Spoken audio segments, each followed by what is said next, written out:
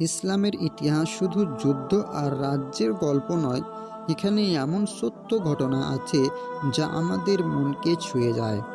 আজকের গল্প এক কালো দেখতে সাধারণ এক দাসীকে নিয়ে। সে সৌন্দর্যে নয়, বরং তার বুদ্ধি, বিশ্বস্ততা আর সত্যবাদিতায় বিশ্বের সবচেয়ে বড় খলিফা হারুন রশিদের মন জয় করেছিল।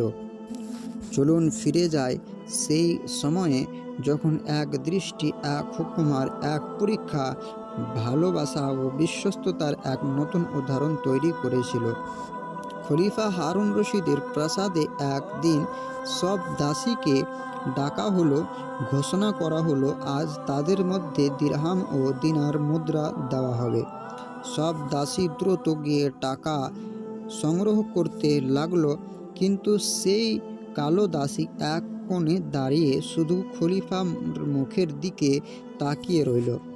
তাকে জিজ্ঞেস করা হলো, তুমি টাকা নিচ্ছ না কেন?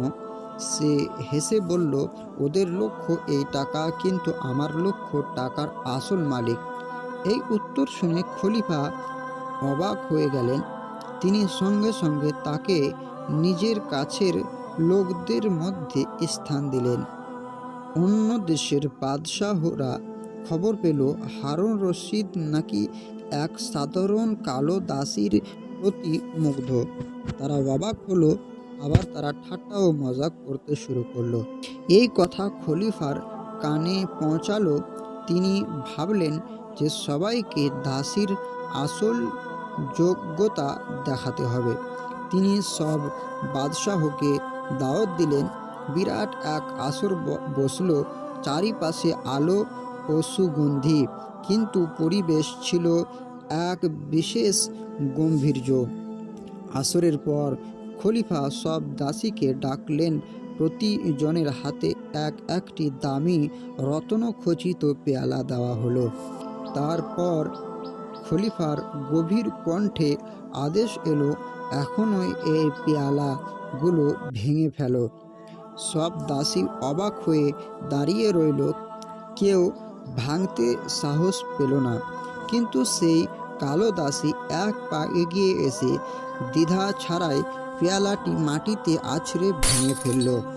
রত্নের টুকরো চারিদিকে ছড়িয়ে গেল, আর পুরো দরবার নিস্তব্ধ হয়ে গেল। খলিফা জিজ্ঞেস করলেন, তুমি এত দামি পেয়ালা ভাঙলে কেন? দাসী বিনয়ের সাথে বলল, আপনার হুকুম আমার কাছে খাজানার চেয়েও দামি। পেয়ালা ভাঙলে সম্পদের ক্ষতি হলো, কিন্তু না ভাঙলে আপনার নাফরমান ও অবাধ্য হতাম। মানুষ যদি আমাকে পাগল বলে তা মেনে নেব, কিন্তু আমি যেন আপনার অবাধ্য ও নাফরমান না হই। এই উত্তর শুনে সব বাদশাহ হতবাক হয়ে গেল। তারা স্বীকার করল, হারুন রশিদের এই দাসীর প্রতি ভালোবাসা একদম যথার্থ।